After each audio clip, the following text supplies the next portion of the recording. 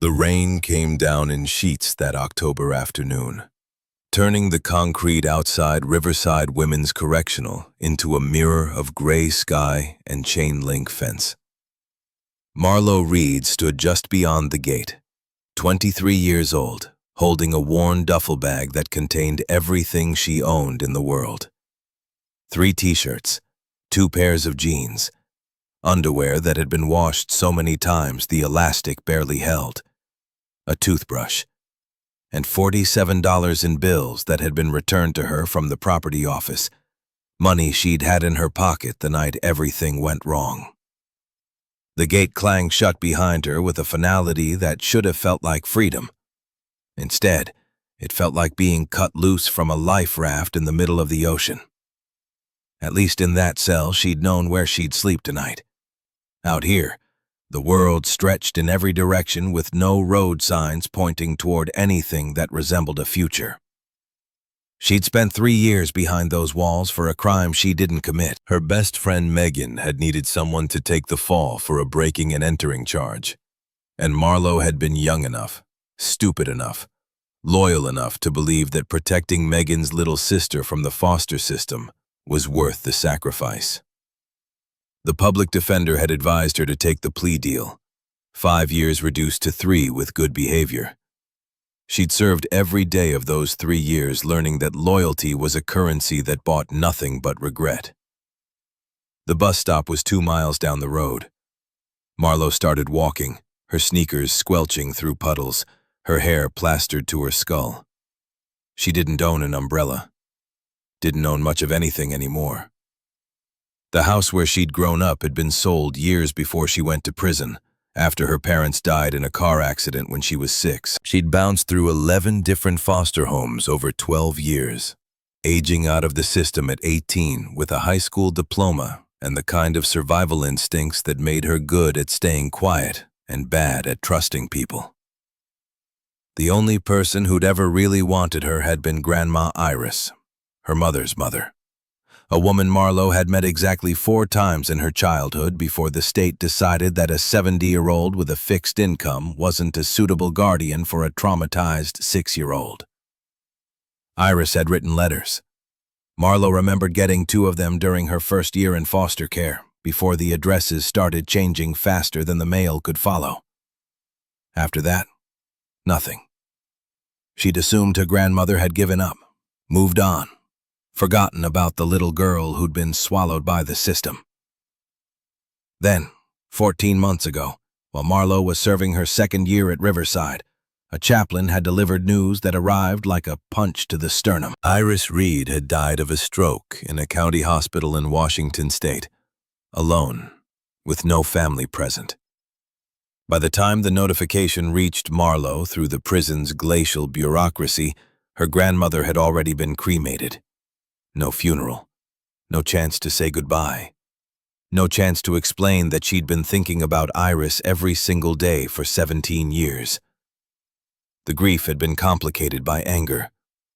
Why hadn't Iris tried harder to find her? Why hadn't she fought the system, demanded visitation rights, refused to let Marlo disappear into the machinery of state care? It was easier to be angry than to sit with the hollow ache of being the kind of person nobody fought for. Portland's homeless shelter smelled like industrial disinfectant and desperation. Marlo checked in that first night, signed the roster with a name that felt foreign after 3 years of being called by her inmate number, and claimed a cot in a room with 43 other women. The ceiling was water-stained. Someone 3 cots over was crying softly into her pillow. Someone else was arguing with the voices only she could hear. Marlo stared at the cracks in the plaster and tried to figure out what came next. She'd applied for 17 jobs in the 2 weeks before her release, using the prison's computer lab during her allocated hour of internet access. Dishwasher, janitor, warehouse stocker, gas station attendant. Every single application had a box she had to check. Have you ever been convicted of a felony? She checked it honestly, because lying would only get her fired when the background check came back. 17 applications.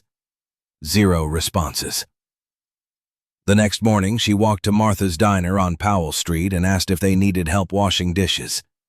The manager looked her up and down, taking in the thrift store clothes and the desperate edge in her voice, and offered her $8 an hour under the table. Cash only. No questions asked. Marlo started that afternoon, elbows deep in scalding water and grease that wouldn't come off no matter how hard she scrubbed. On her 4th day of freedom, during her lunch break, she walked to the public library and logged on to one of the public computers. She had no plan beyond searching for something, anything that might offer a path forward. Her fingers hovered over the keyboard, unsure what to even type into the search bar. Cheap housing, Oregon. Rooms for rent, Portland. Jobs, no background check. Nothing she found offered hope. Studio apartments required first and last month's rent plus a deposit. Rooms for rent wanted references and proof of employment. Jobs that didn't care about criminal records paid $4 an hour and required you to work in conditions that would make prison look comfortable. She was about to log off when a different thought occurred to her. She typed, "Cheap land for sale." The search results filled the screen with listings that might as well have been descriptions of mansions on the moon. 20 acres in Central Oregon for $85,000. 40 acres in Eastern Washington for $120,000. She started to close the browser, but then she saw a listing that made her scroll back up. Online auction. 47 acres, Willow Creek, Washington. Starting bid, $100. Her cursor hovered over the link. This had to be a mistake. Land didn't sell for $100. But when she clicked through, she found a description that explained everything with brutal honesty. Property sold as is. Significant structural damage to all buildings. No utilities currently connected. Abandoned for 5 years following owner's death in 2010. Buyer responsible for all back taxes and fees. Owner, William Cooper, deceased. Heirs have authorized sale at any price. The photos showed exactly what the description promised. A farmhouse that looked like it was held together by cobwebs and wishful thinking. Half the porch rotted through, windows either broken or missing entirely. A barn leaning at an angle that suggested it was minutes away from collapse. Fields so overgrown they looked more like young forest than farmland. And scattered throughout the property, rusted equipment that had been slowly dissolving into the earth for half a decade. It was perfect. It was completely insane. It was the only thing she'd seen in 4 days that felt even remotely possible. The auction ended in 3 days. Marlo checked the current bid. Still $100. Nobody wanted this place. It was too far from anything, too broken, too much work. But she could afford $100, technically, if she didn't eat for a week and walked everywhere and found a way to make the payment plan work. She read the fine print. Winning bidder must pay $20 deposit within 24 hours, remaining $80 within 30 days. Back taxes of $380 must be paid within 90 days. Marlo did the math in her head. She'd need to come up with $460 total within 3 months. Washing dishes at $8 an hour, working 6-hour shifts 6 days a week. That would take her nearly 3 months just to break even. But if she could pick up additional work, if she could survive on almost nothing, if she could push herself harder than she'd ever been pushed. She bookmarked the listing and logged off. For the next 3 days, she watched that auction obsessively, checking it every time she had access to a computer. The bid stayed at $100. On the final day, with 10 minutes remaining, her heart was hammering so hard she thought the librarian at the front desk could hear it. Nobody was going to outbid her. This broken, abandoned, impossible farm was going to be hers if she just clicked the button. Her finger trembled over the mouse. If she did this, she'd be all in. No safety net. No backup plan. She'd be betting her entire future on a pile of rotting wood in a town she'd never visited, trying to build something from nothing with skills she didn't have. But what was the alternative? Stay in Portland, washing dishes for cash, sleeping in a shelter, watching the days blur into weeks, blur into years, until she became one of the permanent fixtures of this city's invisible population. She clicked Confirm Bid, entered her debit card information. $20, leaving her with $27. The page refreshed. Congratulations, you are the winning bidder. Marlo stared at the screen until it went dark. Then she walked back to the shelter, climbed onto her cot, and lay there wondering if she just made the smartest decision of her life or the stupidest. The next 2 weeks were a blur of motion that left no time for second-guessing. She worked every shift Martha's would give her, then picked up evening work, unloading trucks at a warehouse near the docks. The warehouse job paid $12 an hour cash, but the shifts didn't end until 2 in the morning and left her so exhausted she could barely remember the walk back to the shelter. She survived on day-old bread from the diner and apples she stole from grocery store displays when she thought nobody was watching. Other residents at the shelter thought she'd lost her mind. "You're buying a farm? You don't know nothing about farming." She didn't argue with them. They were right. But she also didn't have any better options, and at least this particular brand of insanity was hers. On day 16, she had $490 in her pocket. She went to the county office in Willow Creek, a 6-hour bus ride north, and paid the back taxes in cash. The clerk looked at her with an expression that landed somewhere between pity and confusion. "You know that property's been abandoned for 5 years, right? The old man who owned it died, and his kids wanted nothing to do with it." Marlo knew. That's why she could afford it. The clerk processed the paperwork and handed her a deed. Marlo Reed, legal owner of 47 acres in Willow Creek, Washington, population 587. She folded the document carefully and tucked it into her jacket pocket next to the $12 she had left in the world. She couldn't afford a bus ticket back to Portland. Instead, she stood at the on-ramp to Highway 101 with her thumb out, waiting for someone to take pity on her. The first truck that stopped was driven by a man in his 60s who took one look at her worn-out face and offered her a sandwich along with the ride. "Where are you headed?" "Willow Creek. I just bought a farm." He didn't ask follow-up questions, which Marlo appreciated. They drove in comfortable silence while she ate the sandwich and watched the landscape change from city sprawl to small towns to stretches of highway bordered by forests so thick it looked like it had never seen a chainsaw. The truck had dropped her off at the only gas station in Willow Creek. The attendant, a woman in her 40s with suspicious eyes, gave Marlo directions to the old Cooper place. 5 miles west on Creek Road. Can't miss it. Looks like it's been through a war." Marlo started walking. The sun was already dipping toward the mountains, painting the sky in shades of orange and purple that would have been beautiful if she weren't so terrified. What if the place was even worse in person than in the photos? What if she'd just bet everything on a fantasy that would crumble the moment she tried to touch it? But turning back wasn't an option. It never had been.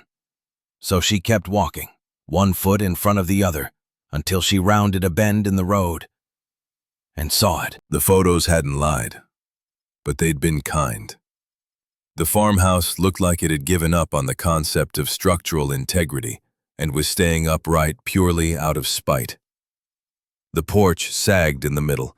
The windows on the second floor were just empty rectangles where glass used to be. From somewhere in the attic came sounds that suggested a family of raccoons had established permanent residency. The barn was worse. It leaned so far to the left that Marlo couldn't understand why gravity hadn't finished the job. The red paint had faded to a color that barely qualified as pink. Half the roof was missing. The fields were a disaster.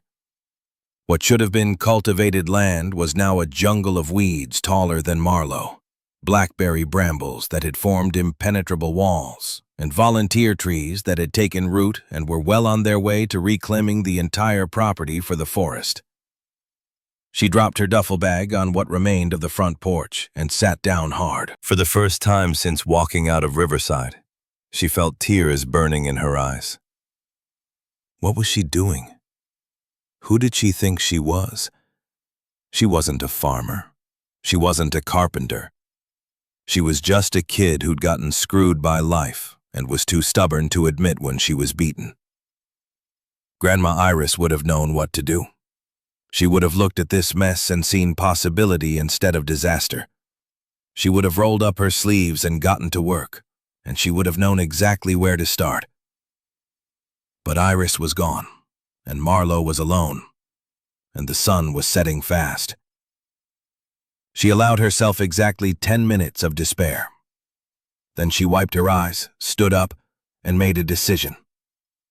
Tonight, she'd find somewhere to sleep that didn't involve raccoons. Tomorrow, she'd figure out the rest. The barn was marginally more intact on the inside than its exterior suggested. One of the stalls still had 4 walls and most of a roof. Marlowe cleared out the debris, spread out her sleeping bag, and used her duffel as a pillow. The mice in the walls kept her company with their scratching and squeaking. The wind whistled through gaps in the boards. It was the most depressing bedroom she'd ever had, and she'd slept in some truly depressing places. But it was hers. Nobody could evict her. Nobody could tell her she'd aged out or broken the rules or wasn't welcome anymore. This broken, impossible, ridiculous farm belonged to her, and that meant something even if she didn't quite know what yet.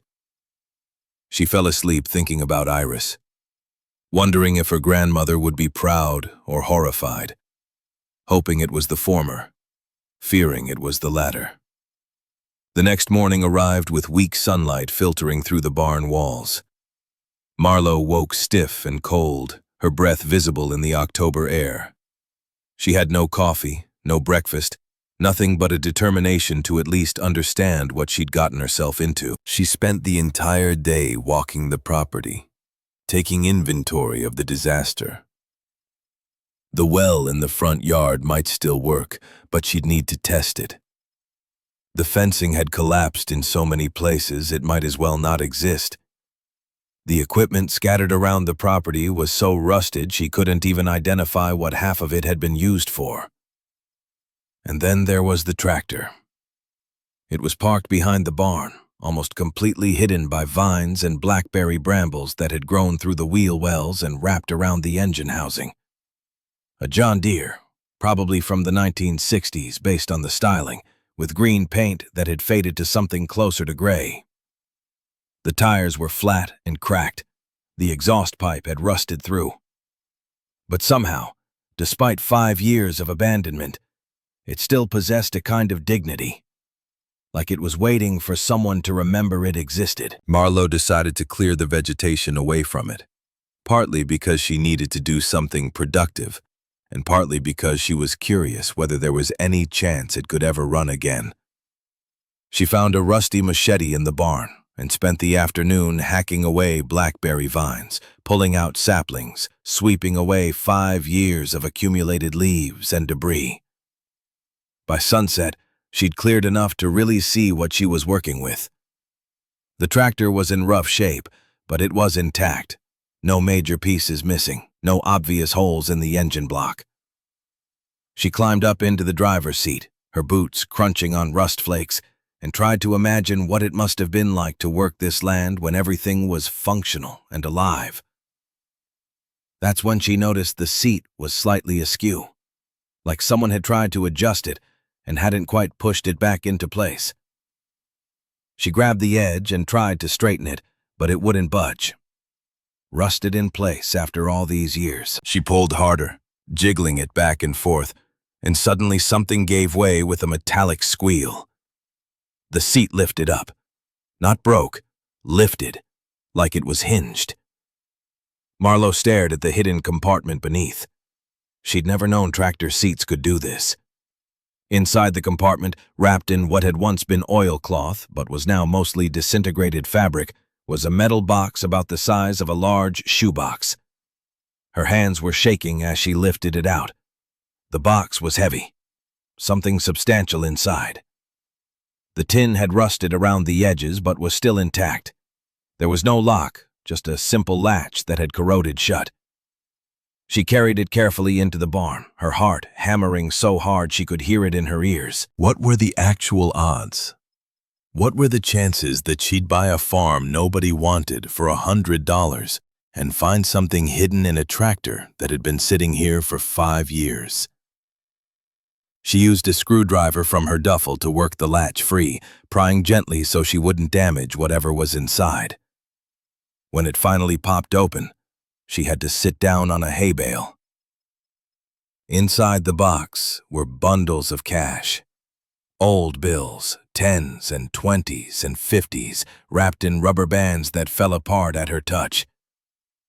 Beneath the money were papers, documents with official-looking seals, photographs of people she didn't recognize. And beneath all of that was a leather journal, its pages yellowed with age but still readable. Marlowe counted the money 3 times because she couldn't believe what she was seeing. $8,400. To someone who had $12 to her name, it might as well have been $8 million. This was materials to fix the house, tools to work the land, food to eat while she figured out how to make this place productive. This was hope in physical, tangible form. But it wasn't hers. She opened the journal with trembling hands. The first entry was dated April 15, 1998, written in shaky handwriting that suggested the author's hands hadn't been entirely steady. My name is William Cooper. If you're reading this, I'm probably dead. I hope whoever finds this has better luck than I did. Marlowe read through the night, learning the story of the man who'd owned this farm before her. William Cooper had been a farmer his entire life, had inherited this land from his father, who'd inherited it from his father before that.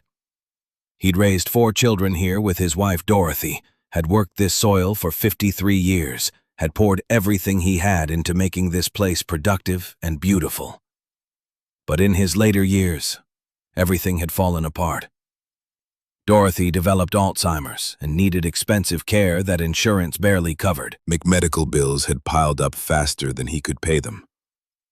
The farm stopped being profitable as corporate agriculture moved in and small operations couldn't compete. His children had all moved away to build lives in cities, wanting nothing to do with the hard life of farming. He'd sold equipment, then livestock, then parcels of land, watching his legacy get dismantled piece by piece just to keep Dorothy in a facility where she'd be safe and cared for. The money in the box was everything he had left. He'd hidden it because he didn't trust banks after watching his parents lose their savings in the savings and loan crisis of the 80s. It was meant to be emergency money, something to keep the farm going, something to pass on to his children. But he'd gotten sick. Cancer that moved fast. And he died before he could tell anyone the money existed. His children had sold the property without ever knowing their inheritance was hidden in a tractor seat behind the barn. The journal entries told the story with heartbreaking clarity. William had loved his children desperately, but he'd never been good at showing it. He'd pushed them to stay on the farm when they wanted to leave. He'd prioritized the land over their dreams. And by the time he'd realized his mistake, they were scattered across the country and barely speaking to him. One entry, dated April 3, 1997, made Marlowe's chest tighten.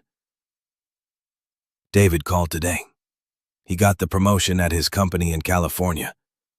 I'm so proud of him, even though I never told him that enough. I was always pushing him to take over the farm, never asked what he wanted. I see that now. He's building something good out there, something that makes him happy. That should have been enough for me. Why couldn't I just tell him I was proud? Another entry, from June 12, 1999. Cordelia hasn't visited in 3 years. Evangeline sends Christmas cards, but that's it. Silas is somewhere in Texas. We don't talk much. Maybe that's my fault. Maybe I should have let them choose their own paths instead of trying to force them to love this place the way I did. If something happens to me, I hope they know I loved them. I hope they forgive me. The last entry was dated June 10th, 2010, 3 days before the death certificate Marlowe had seen in the county records. I'm dying. The doctors don't say it directly, but I can see it in their eyes. I need to tell the kids about this money, but they don't visit anymore. They're busy with their own lives. I understand. I wasn't always the best father. I was married to this land more than I was present for them. If something happens to me, I hope someone finds this money and uses it for something good. Don't let it sit here and rot like everything else. And if you can find my children, tell them I'm sorry. Tell them I loved them more than anything, even this farm. I just didn't know how to show it. Marlowe closed the journal and sat in the darkness of the barn, thinking about William Cooper and his children, about legacy and regret, about money and what it means to different people. $8,400 could change her life right now. It could mean the difference between this farm becoming something real or her failing and ending up back in a shelter, back in the cycle of poverty and desperation she'd just barely escaped. But it belonged to 4 people who'd lost their father, who'd sold this property for probably next to nothing because they didn't want it, didn't want the memories or the pain or the reminder of a man who'd loved land more than he'd shown he loved them. They had no idea their dad had left them something after all. She spent 4 days wrestling with the decision. 4 days of fixing what she could around the property with the $12 she had left, buying a few basic tools from the hardware store in town and eating as little as possible to stretch her money. 4 days of reading through William's journal again and again, learning about his life and his struggles and his deep, inarticulate love for the children who'd gotten away from him. She thought about her own grandmother, about Iris, who'd raised her to be honest, to do the right thing even when it was hard, about the person Marlowe wanted to be versus the person that 3 years in prison might have turned her into. On the morning of the 5th day, she made her decision. She would try to find William Cooper's children and return the money. It was the right thing to do, even if it meant losing her only chance at making this farm work. Even if it meant she'd probably fail and lose everything. Because if she kept money that wasn't hers, if she built something on that foundation, she'd never be able to look at herself without seeing exactly what those people who'd sent her to Riverside had accused her of being. Better to fail honestly than to succeed as a thief. The problem was figuring out how to find them. The journal had first names and general locations, but no phone numbers, no addresses, nothing concrete. Cordelia Cooper in Chicago could be any of 200 different people. Same with Donovan in California, Evangeline in New York, Silas in Texas. Marlowe went to the Willow Creek Public Library, a small building on Main Street that smelled like old paper and wood polish.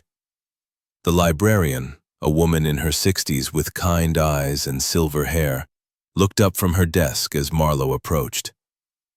"Can I help you find something?" Marlowe hesitated, choosing her words carefully. "I bought the old Cooper farm, William Cooper's place. I found some personal items that belong to him, and I'd like to return them to his family. But I don't know how to reach them." The librarian's expression softened. "Oh, I knew William. Lovely man. What happened to him and Dorothy was a tragedy. You know, his daughter Cordelia used to work at the bank here in town before she moved to Chicago." She paused, thinking. Doris over at the county records office might have forwarding addresses from when the property was sold. They would have had to notify all the heirs. It took another week of persistence, phone calls, and navigating bureaucracy that seemed designed to make simple things impossible. But finally, Marlowe got a phone number for Cordelia Cooper in Chicago. She stood outside the library with the slip of paper in her hand, staring at the numbers like they might rearrange themselves into something less terrifying. She must have picked up the phone 20 times before she actually dialed. Her palms were sweating. Her heart was racing. She had no idea what to say, how to explain who she was or why she was calling or what she'd found. The phone rang 4 times. Then a woman's voice, professional and brisk, the voice of someone who didn't have time for unexpected calls from strangers. Cordelia Cooper. Marlowe's mouth went dry. Miss Cooper, my name is Marlowe Reed. I bought your father's farm, the one in Willow Creek. I found some things that belonged to him, and I think you and your siblings should have them. Silence on the other end of the line, long enough that Marlowe thought she might have hung up. Then Cordelia's voice changed, became softer, younger somehow. You're at the farm? Dad's farm? Yes, ma'am. I bought it a few weeks ago. And I found there's a metal box with money, $8,400, and a journal. He wrote about all of you, about how much he loved you. Another long silence. Marlowe could hear breathing on the other end, could feel the weight of memories and complicated feelings traveling across the phone line. He left us money? After everything? After all the medical bills and the debt, he managed to save money? Cordelia's voice broke on the last word. Marlowe heard her crying, soft sobs she was trying to muffle. Yes, ma'am. And there's more. The journal. He wrote about being proud of you. All of you. About regretting that he didn't say it enough. The silence that followed was so long Marlowe thought the connection had dropped. Then Cordelia spoke again, her voice thick with tears. Can you give me the numbers for my siblings? I need to call them. We need to come see this. All of us. Over the next 3 days, Marlowe called each of William's children. Donovan in California was immediately suspicious, his voice hard and skeptical. How do I know you're not scamming us? How do I know this journal isn't fake? Marlowe didn't have good answers. She could only tell him to come see for himself, to read his father's words and decide whether they were real. Evangeline in New York was cold and detached at first. I haven't thought about my father or that farm in 8 years. I don't want his money. But when Marlowe read her an entry from the journal, one where William wrote about wishing he'd let her pursue her dreams instead of pressuring her to stay, something in Evangeline's voice shifted. I'll come. For Cordelia's sake. Not for him. Silas in Texas was the only one who cried on the phone. Marlowe read him the entry about William being proud of him for building a good life in Texas, even though he'd never said the words out loud. Silas's voice cracked. I never knew. I spent 13 years thinking he was disappointed in me. I'll be there. I need to see this. 2 weeks later, 3 rental cars pulled up the gravel driveway. Marlowe watched from inside the barn, her stomach in knots. She'd cleaned up as much as she could, clearing a path to the house, cutting back some of the worst vegetation, making the place at least marginally less shameful. But it still looked like a disaster zone, and she was suddenly aware of how she must look too. Unwashed hair, clothes she'd been wearing for days, hands covered in blisters and dirt. Cordelia got out of the first car, tall and professional in a business suit that seemed wildly out of place in this rural setting. Her husband stayed in the car. Silas emerged from the second vehicle, wearing flannel and jeans, his hands shoved deep in his pockets, his face already showing the emotional weight of being back here. Evangeline came last, designer clothes and sunglasses, her partner Mark beside her, both of them looking like they'd rather be anywhere else. Donovan hadn't come. Marlowe felt a pang of disappointment, but couldn't blame him. If their situations were reversed, she probably wouldn't trust a stranger calling about hidden money either. The three siblings stood in the driveway for a long moment, just looking at the place. Cordelia's hand went to her mouth. Silas turned away, wiping his eyes. Even Evangeline's carefully maintained composure seemed to crack at the edges. Marlowe stepped out of the barn before she lost her nerve. The journal and the metal box were tucked under her arm. All three of them turned to look at her, and she saw them taking in her appearance, her age, the obvious signs that she was barely surviving out here. "You must be Marlowe." Cordelia's voice was gentle, like she was talking to something fragile that might break. "Thank you for calling us. Thank you for this." Marlowe held out the metal box. "Before we talk about the money, I think you should read this." She handed the journal to Cordelia, who opened it with hands that trembled slightly. Marlowe watched as she found the first entry, saw her eyes scan the page, saw the moment the words hit her. Cordelia pressed her lips together, fighting for composure, and then lost the battle. Tears spilled down her cheeks as she passed the journal to Silas. Silas read silently for a moment, then his voice cracked as he read aloud the entry about William being proud of him. By the time he finished, all three of them were crying. Even Evangeline, who'd been so determined to stay detached, had tears streaming down her face. They spent hours there, reading the journal, passing it back and forth, sharing memories Marlowe had no part in. She gave them space, working on clearing more brush from around the property, but eventually Cordelia called her over. The metal box was open on the tailgate of Silas's rental truck. The money was counted and separated into 4 neat piles. Cordelia picked up one of them and held it out to Marlowe. "This is yours." Marlowe started to protest, but Cordelia cut her off. "You could have kept all of this. You bought this property legally. Anything you found on it was legally yours. You didn't have to track us down. You didn't have to give us our father's journal, which honestly means more than the money." Her voice was steady now, the tears dried, but the emotion still there. "Dad would have respected what you did. Hell, Dad would have liked you." Silas spoke up, his voice quiet. "You planning to farm this place?" Marlowe shrugged, suddenly self-conscious. "I'm going to try. I don't know anything about farming, but I'm going to try. Dad loved this land."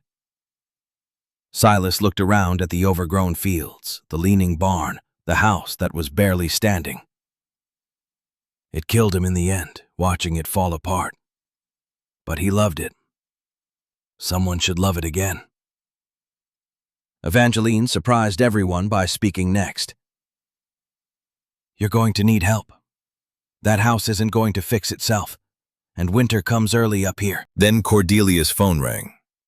She glanced at the screen, and her expression shifted. "It's Donovan." She answered, putting him on speaker. The three siblings stood in a circle, and Marlowe felt like an intruder on a family moment. Donovan's voice came through, tight and controlled.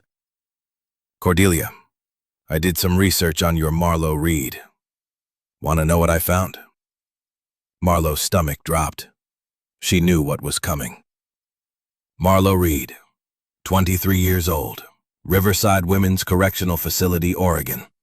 Released 6 weeks ago. Served 3 years for theft and breaking and entering. Convicted felon. The silence that followed was crushing. All three siblings turned to look at Marlowe. She saw the questions forming, the doubt creeping in, the trust she'd worked so hard to build starting to crumble. She didn't lie. Yes, I was convicted. No, I didn't do it. My friend framed me to protect her little sister. I took the fall because I was stupid and young and thought loyalty mattered more than truth. Donovan's voice came through the phone, sharp with skepticism. That's what they all say. And now a convicted thief wants us to believe she's being honest about finding money. Marlo felt her face burning. Judge me by this. I found $8,400. I was broke and desperate and living in a barn, and I tracked down your sister to give it back. That's who I am. If that's not enough proof, then nothing I say will convince you. Donovan was quiet for a moment. Then, if you're still there in 6 months and haven't asked them for more money, maybe I'll believe you. Until then, count me out. The line went dead. The three siblings stood awkwardly, not quite meeting Marlo's eyes. She felt the weight of judgment settling over her like a blanket. This was always going to be her life, wasn't it? Forever marked by something she didn't do. Forever having to prove herself to people who'd already decided what she was. Then Silas spoke, his voice cutting through the tension. I believe you. Everyone turned to look at him. He was staring at Marlo with an intensity that made her uncomfortable. I believe you because you had every reason to keep that money and no reason to call us. I believe you because you're living in a barn trying to make something out of nothing, and you still chose to do the right thing. His voice gained strength. I want to help. Let me go back to Texas, quit my job properly, pack my things. I'll be back in a week and we'll work this land together. Marlo stared at him, unable to process what she was hearing. You'd give up your job? Your life in Texas? For what? Managing a sporting goods store I hate? Silas shook his head. I've been running from this place for 13 years. From the memories of fighting with Dad. From the guilt of not being here when he died. From the weight of knowing I disappointed him. But reading that journal, knowing he was proud of me, maybe it's time to stop running. He looked around at the farm, at the disaster that would take years to repair. Dad wanted someone to love this land again. And you're trying to do that, even though you don't know how, even though it might destroy you. That's exactly the kind of stubborn determination Dad would have respected. He turned back to Marlo. Partners. We split whatever profit we make. If there is any profit, which honestly seems unlikely. But we try. Marlo's throat was too tight to speak. She nodded, not trusting her voice. Silas held out his hand and she shook it, feeling the calluses on his palm, the strength in his grip. This was real. This was actually happening. She wasn't alone anymore. Cordelia wiped her eyes. I can't take time off work, but I'll send money. Monthly. Consider it investing in Dad's legacy. Evangeline was quiet for a long moment, then sighed. I'll think about it. Which was probably the best Marlo could hope for. As the sun set behind the mountains, painting the sky in colors that almost made the ruined farm look beautiful, Marlo stood beside Silas and watched Cordelia and Evangeline drive away. She'd walked onto this property 3 weeks ago with $12 and no hope. Now she had a partner, the beginning of a family she'd never expected, and a chance at building something real. It terrified her. It might destroy her. But for the first time since walking out of Riverside, she felt something that might have been hope taking root in the wasteland of her chest. Easy wrong or hard right. She'd chosen hard right, and whatever came next, at least she'd face it as the person she wanted to be, rather than the person circumstances had tried to make her. The barn looked marginally less depressing now that she wouldn't be sleeping there alone. Silas returned from Texas 1 week later, having driven straight through with only rest-stop naps to break the journey. The U-Haul truck he'd rented was packed with everything he owned, which turned out to be less than Marlowe expected. Clothes, mostly. A laptop, some books, a toolbox his father had given him when he turned 16 that he'd never actually used. The rest of his life in Texas had apparently been furniture that belonged to his landlord and a job he'd walked away from with 2 weeks' notice. November had arrived with the kind of cold that made sleeping in the barn feel like slow-motion hypothermia. Marlowe had spent the week since meeting the Cooper siblings making 2 rooms in the farmhouse barely habitable, patching holes in the walls with scavenged plywood and duct tape, covering broken windows with plastic sheeting that rattled in the wind. It wasn't warm, exactly. But it was warmer than the barn, warmer than dying. This is more than I've had in years. Silas stood in what would be his bedroom, looking at the bare walls and the sleeping bag Marlowe had laid out on the floor. Feels like home already. Marlowe didn't know how to respond to that. She'd never had anyone call a place she occupied home before. The word felt too big, too permanent, like if she acknowledged it, the universe would find a way to take it from her. They spent the first week figuring out how to exist in the same space without driving each other insane. Silas was methodical in ways that made Marlowe want to scream. He labeled everything, made lists, insisted on eating breakfast at the same time every morning, even though there was no schedule to keep. Marlowe operated on chaos and instinct, doing whatever task felt most urgent in the moment, which meant she'd start fixing a window and end up clearing brush because she got distracted halfway through. But they both wanted the same thing badly enough that the differences didn't matter. The farm became a project bigger than either of them, something that required both her stubborn determination and his organized planning to have any chance of success. Neither of them knew the first thing about farming. The books William had left behind became their Bible. Crop rotation guides for the Pacific Northwest, soil management basics, seasonal planting calendars that were 2 decades out of date but still more useful than their complete lack of knowledge. They read by flashlight after the sun went down, since the farmhouse had no electricity, taking notes in margins and comparing opinions on what seemed most important to tackle first. The neighbor to the east turned out to be their unexpected salvation. Amos Morrison was 73 years old, built like someone who'd spent 6 decades wrestling with soil and weather and machinery that broke at the worst possible times. His farm bordered theirs along a fence line that had collapsed years ago, and he'd watched Marlowe and Silas stumbling through basic tasks with what looked like equal parts amusement and pity.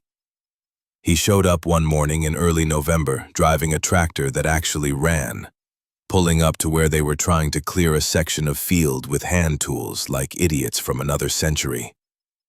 "You going to kill yourselves doing it that way?" His voice was gravel and cigarettes.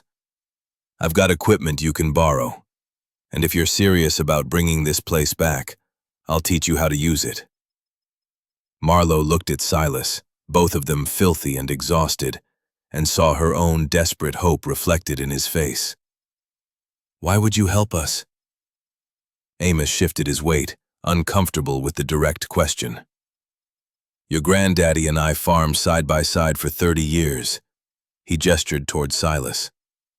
"Watched this place die while William tried to hold it together with spit and prayer. Broke my heart seeing it abandoned. About time someone gave it another chance." He taught them to plow straight lines, which was harder than it looked. Explained soil composition and drainage and the 100 small factors that determined whether crops would thrive or wither. Showed them how to identify which equipment was salvageable and which was too far gone to bother with. Never asked for payment, just accepted coffee and conversation, and seemed satisfied that someone was trying to honor what William had built. The other unexpected ally came in the form of Lydia Brennan, who taught 4th grade at Willow Creek Elementary and showed up one Saturday in November with work gloves and a determination that matched Marlowe's own. She'd heard about the farm through small-town gossip, the kind that traveled faster than wildfire in a place where everyone knew everyone's business. "I grew up on a farm 2 counties over. Lydia pulled her dark hair into a ponytail, ready to work. Left for college, and thought I'd never come back to agriculture. But watching you try to do this alone makes me remember why I loved it. If you want help on weekends, I'm offering. Marlowe studied her, looking for the angle, the ulterior motive. People didn't just help for free. There was always a price, even if it wasn't stated up front. Lydia must have read the suspicion on her face. No catch. I like projects that seem impossible. Make success sweeter. Their first project together was the well. The hand pump in the front yard hadn't worked in 5 years, but Amos thought it might just need a new motor. He helped them pull the old one, a rusted piece of machinery that fell apart in their hands, and directed them to a salvage yard in the next town where they found a replacement for $75. Silas paid without hesitation, which made Marlowe's chest tighten with something that felt dangerously close to gratitude. She wasn't used to people spending money on her, investing in her survival like it mattered to them too. They installed it together, all 4 of them working through a cold afternoon until their fingers were numb. When Silas finally threw the lever and water came gushing out for the first time in half a decade, clear and cold and real, he turned away quickly, but not quickly enough that Marlowe didn't see the tears. Dad would be so happy. His voice was rough. Someone's bringing this place back to life. Marlowe wanted to say something comforting, but she'd never had a father, had no reference point for that particular flavor of grief and pride mixed together. Instead, she caught water in her hands and drank it, tasting like metal and earth and possibility. 3 weeks into November, certified mail arrived at the Willow Creek post office addressed to Marlowe Reed. The postal worker, a woman named Judith, who looked at Marlowe like she was a puzzle that didn't quite fit together, handed it over with obvious curiosity. Estate notification. Probably want to read that somewhere private. Marlowe waited until she was back at the farmhouse, Silas working outside on clearing more field space before she opened it. The letterhead read, Estate of Iris Reed, Final Distribution. And for a moment she couldn't breathe. Her grandmother's estate. She'd assumed there was nothing, that the hospital bills and cremation costs had consumed whatever little Iris had possessed. The letter was from a lawyer in Willow Creek, informing her that Iris Reed had owned 40 acres of land adjacent to the Cooper farm, purchased in the year 2000 for $3,200 and paid off in full by 2008. The property was now legally Marlowe's. Property taxes had been kept current through 2014, the year of Iris's death. There was a small cabin on the site. A key was waiting at the lawyer's office. Marlowe read it 3 times, each time feeling like someone had reached into her chest and squeezed. Her grandmother had owned land, 40 acres, right next to where Marlowe had randomly, impossibly ended up buying a farm. The coincidence was too large to process, too strange to be accident. She stumbled outside, the letter shaking in her hands. Silas looked up from the fence post he was trying to repair, saw her face, and dropped his tools. What happened? She left me something. Marlowe's voice didn't sound like her own. My grandmother. She bought land, 40 acres. It's mine now. Silas took the letter, read it, then looked at Marlowe with an expression she couldn't interpret. Your grandmother bought land for you 15 years ago? I didn't know. Marlowe felt tears burning her eyes. All this time I thought she had nothing. Thought she'd forgotten about me. But she was building me a home. The lawyer's office was a single room above the hardware store, staffed by a man in his 60s who seemed unsurprised by their visit. He handed Marlowe a key on a ring with a small wooden tag that read, Iris, in faded marker. She wanted you to have a place to come back to. The lawyer's voice was gentle. Came in every year to pay the property taxes. Always said her granddaughter would need it someday. The drive to the property took 10 minutes, following a dirt road that branched off from the main highway.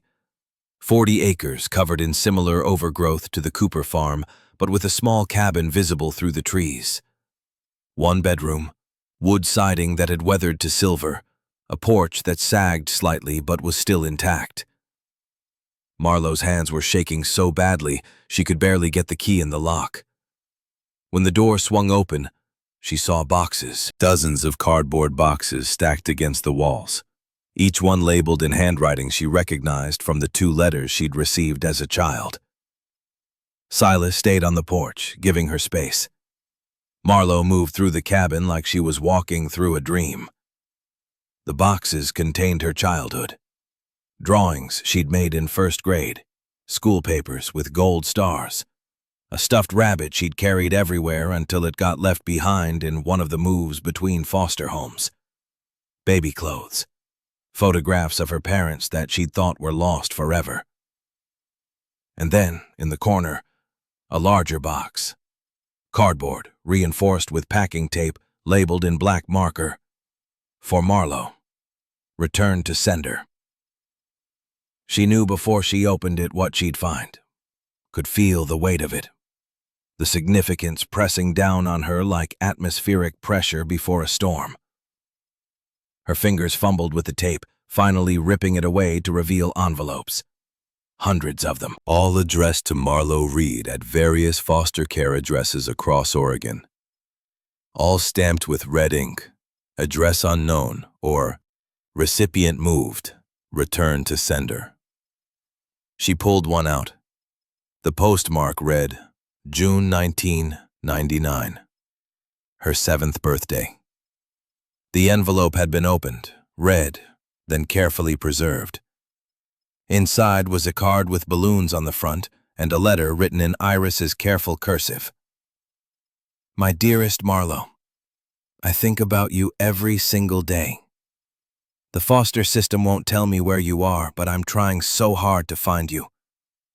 I bought a little piece of land last year. Someday it will be yours. Someday you'll come home to me. I love you more than words can say. Grandma Iris. Marlowe sat down hard on the cabin floor. Silas appeared in the doorway, concern etched across his face, but she couldn't speak. Could only pull out envelope after envelope, watching the dates progress through 16 years. Birthdays, Christmases, Easters, random Tuesdays when Iris had apparently felt compelled to write, even though she knew the letter would come back. She counted them, had to know. 247 letters.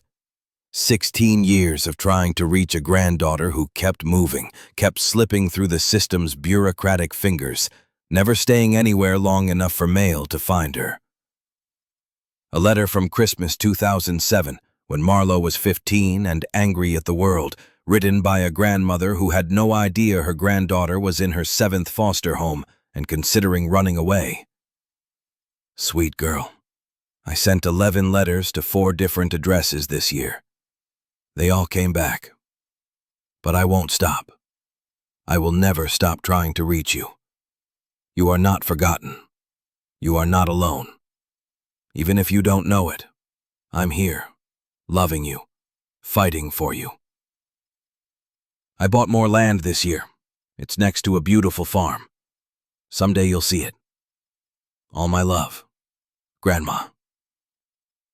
The last letter was dated June 2014, Marlowe's 22nd birthday. She was in Riverside by then, serving her 2nd year, and Iris was writing from a hospital bed. My darling Marlowe, I'm writing this from the hospital. The doctors say I don't have much time. I'm so sorry I never found you. I'm sorry you had to grow up thinking you were alone. I've written 247 letters over 16 years. Every single one came back. But I kept writing because love doesn't stop when letters don't arrive. Love doesn't stop when you can't reach someone. Love keeps trying. I bought 40 acres of land for you. It's yours now. I've kept the taxes paid. There's a small cabin. It's not much, but it's yours. You have a home waiting, even if you don't know it yet. If you ever read this, know you were wanted. You were loved. I never gave up on you. I never will. Please forgive me for not finding you sooner. I'm so proud of you, my beautiful girl. All my love forever, Grandma Iris. Marlowe's chest cracked open. She'd spent 23 years believing nobody wanted her. 17 years thinking her grandmother had moved on, forgotten, stopped caring. But Iris had been fighting the entire time, writing letters that bounced back like echoes in an empty room, buying land, paying taxes, building a future for a girl she couldn't reach. She sobbed until her throat was raw and her ribs ached. Silas sat beside her on the floor, not touching, just present, letting her fall apart without trying to fix it. When she could finally speak, her voice came out broken. 247 letters, 16 years. She never stopped. The weight of it was crushing. All those years in foster care, feeling disposable and temporary and unwanted, while her grandmother was writing letters and buying land and refusing to give up hope. The universe had kept them apart through bureaucracy and bad luck and a system that lost children in its machinery. But Iris had never stopped trying to build a bridge across that distance. Silas was quiet for a long moment. Then my dad wrote in his journal that he wasn't good at saying he loved us. Wrote it down, but never said the words out loud. Your grandmother wrote the words, but they never reached you. His voice was thick. Maybe that's what we're doing here. Finishing what they started. Making sure the love they tried to give actually gets where it was supposed to go. Something in Marlowe shifted. She wasn't just saving William's farm anymore. She was honoring her grandmother's 16-year fight to give her a home. The 40 acres Iris had bought, the cabin she'd maintained, the letters she'd kept even though they'd all come back. This was legacy in its purest form. Not money or land, but the refusal to abandon someone even when reaching them seemed impossible. I'm going to make her proud. Marlowe's hands were still shaking, but her voice was steady. If it's the last thing I do, I'm going to make this work. For her. For your dad. For everyone who believed in something when there was no reason to. They loaded the boxes into Silas's truck, bringing Marlowe's childhood home to the farmhouse that was slowly becoming home in a way she'd never experienced before. That night, she read through more of the letters while Silas cooked dinner on the camp stove, learning about her grandmother through words that had taken 16 years to reach her. December brought the first serious cold, and with it, disaster in expensive shoes. A black Mercedes pulled up the driveway, out of place as a spaceship in the mud and overgrown weeds. The man who emerged wore a suit that probably cost more than everything Marlowe owned combined. Mid-40s, with the kind of confidence that came from never being told no. You must be Marlowe Reed. He didn't offer his hand. I'm Robert Hendricks, Jr. My Uncle William owned this property before you bought it. Marlowe's stomach clenched. She knew that name from William's journal. The nephew who'd been trying to buy the farm for years. William had mentioned him exactly twice. Both times with language that suggested deep distrust. The farm's not for sale. Robert smiled, but it didn't reach his eyes. Everything's for sale at the right price. I'm prepared to offer you $50,000. That's significantly more than what you paid. Silas had emerged from the barn, sensing trouble. He positioned himself slightly behind Marlowe, a silent show of support that Robert's eyes tracked and dismissed. I said it's not for sale. The smile vanished. You don't understand what you're dealing with. My uncle made me a verbal promise before he died that this land would come to me. You buying it was a mistake that needs to be corrected. A promise. Marlowe's voice was flat. Not in writing, just a conversation you claim happened. It happened. Robert's tone sharpened. And if you don't accept my very generous offer, I'll prove it in court. You have 60 days to reconsider. He drove away, leaving tire tracks in the mud like threats. Marlowe and Silas spent the rest of the day researching Robert Hendricks Jr., using Lydia's laptop and the library's Wi-Fi. What they found made Marlowe's blood run cold. Robert was a real estate developer with a track record of acquiring farmland through questionable means. 6 properties in the last decade, all of them small farms that had been in families for generations. 4 of those families had been displaced, their land sold to corporations for development. Mining companies mostly. The pattern was consistent enough to be a strategy. Amos Morrison confirmed it that evening when they went to him for advice. That bastard's been trying to get this land for 8 years. Showed up at William's door every few months with a new offer, each one more insulting than the last. William told him to go to hell every single time. Why does he want it so badly? Amos's expression was grim. Lithium. There's deposits under half the farms in this valley. Mining companies will pay top dollar for the rights, and guys like Robert know how to work the system. Buy cheap, sell high. Don't care who gets hurt in the process.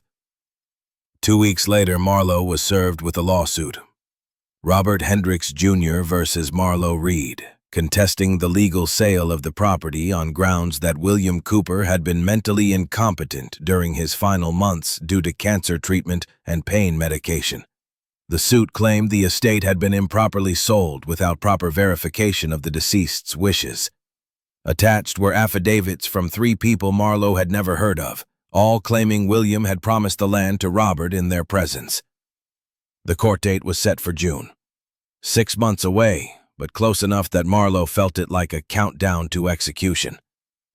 She couldn't afford a lawyer, could barely afford food. The idea of fighting a legal battle against someone with Robert's resources felt like preparing to fight a tank with a pocket knife. Cordelia called the day after the lawsuit arrived. I heard. Donovan's already booking a flight. He knows lawyers in Seattle who owe him favors. True to her word, Donovan showed up 3 days later looking tired and apologetic. I'm sorry I doubted you. You've proven yourself 10 times over. Let me help you fight this. Having Donovan's support felt like gaining an ally in a war Marlowe hadn't known she was fighting. But it didn't change the fundamental problem. Robert had money and connections and a willingness to lie. Marlowe had the truth and no way to prove it. Spring came anyway, indifferent to lawsuits and existential dread. March brought the first thaw, and with it, the urgent need to plant if they wanted any chance of making the farm productive. Lawsuit or no lawsuit, Marlowe and Silas couldn't afford to waste a growing season waiting for courts to decide their fate. They planted 5 acres with help from Lydia, Amos, and Donovan, who'd extended his visit indefinitely. 3 acres of potatoes, 2 acres of sweet corn. Seeds that cost money they barely had, purchased with Cordelia's investment and Marlowe's dwindling savings from her warehouse job. The work was backbreaking. Plowing fields by hand and borrowed tractor, spreading soil amendments Amos recommended, spacing seeds according to instructions in William's old books. Marlowe's hands developed new calluses on top of old ones.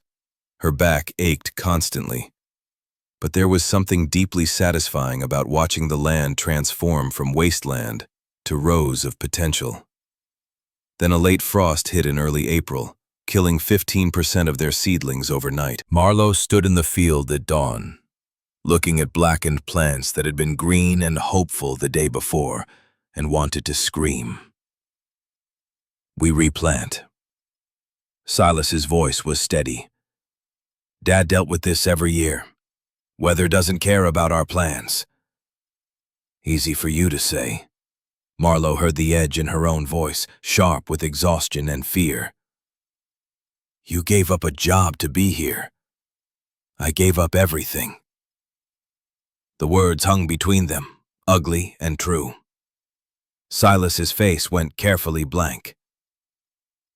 "You think I didn't give up anything?" His voice was quiet, which somehow made it worse.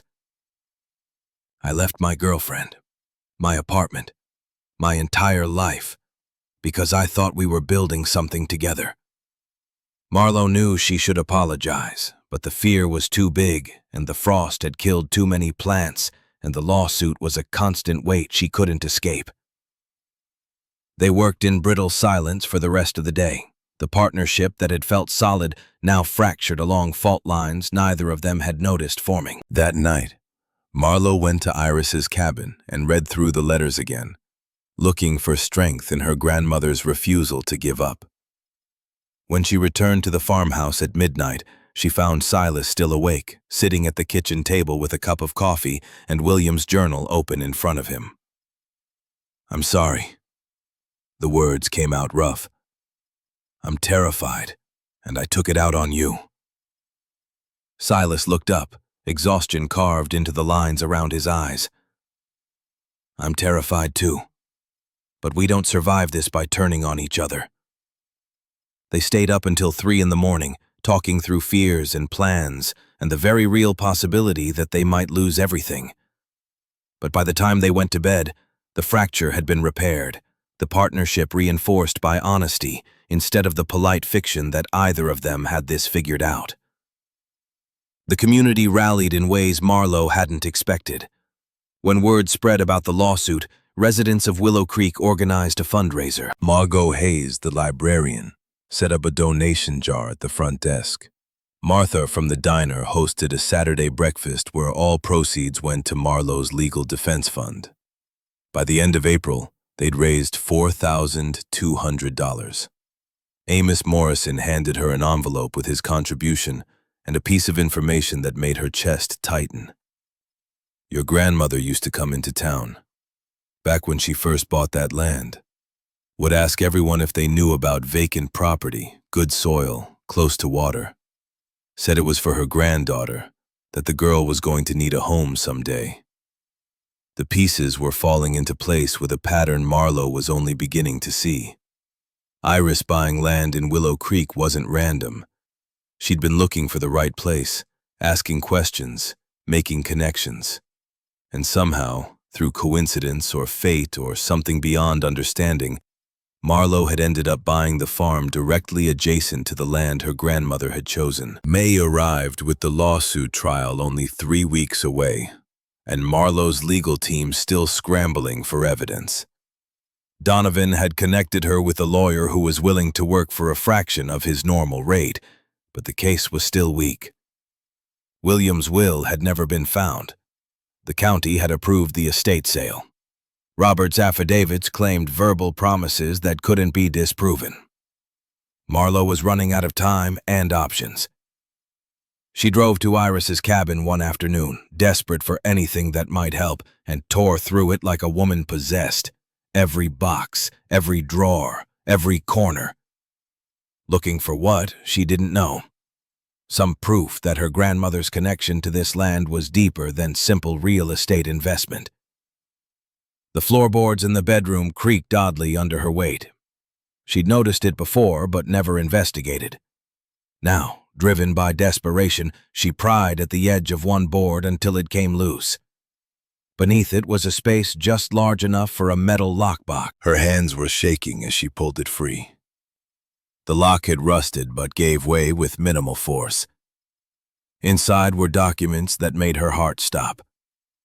An original deed showing Iris had paid $8,000 for the 40 acres, not the $3,200 recorded in county records.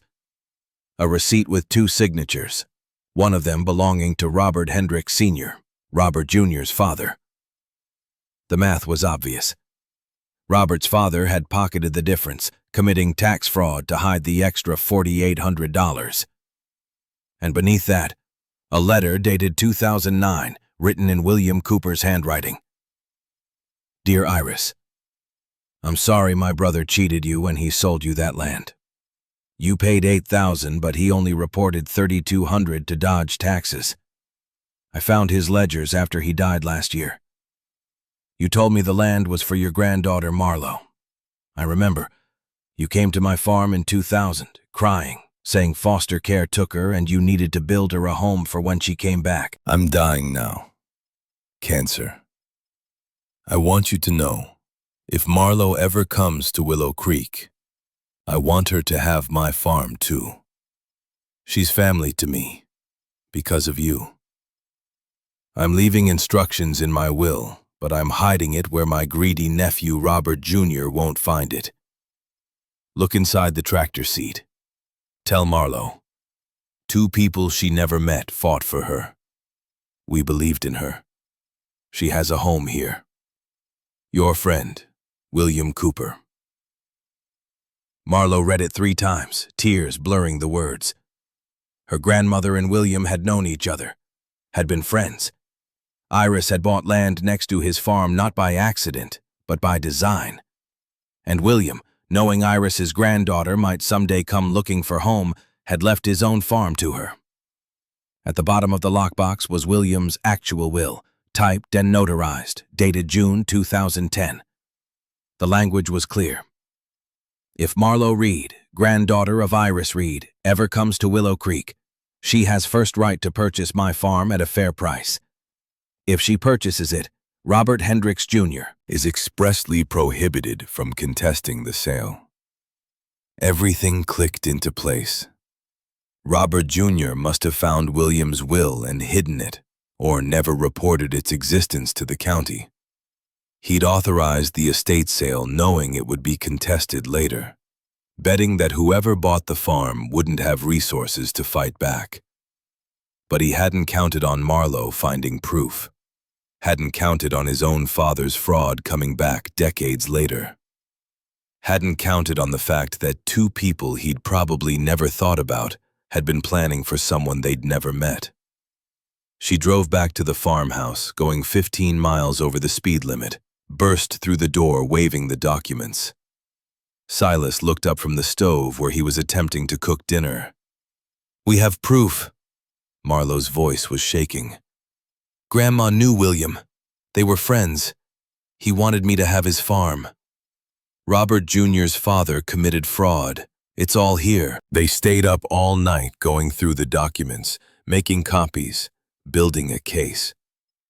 William's will was ironclad. The deed showed Robert Sr.'s tax evasion. The letter proved William and Iris's relationship and William's intentions. The lawyer called it a smoking gun.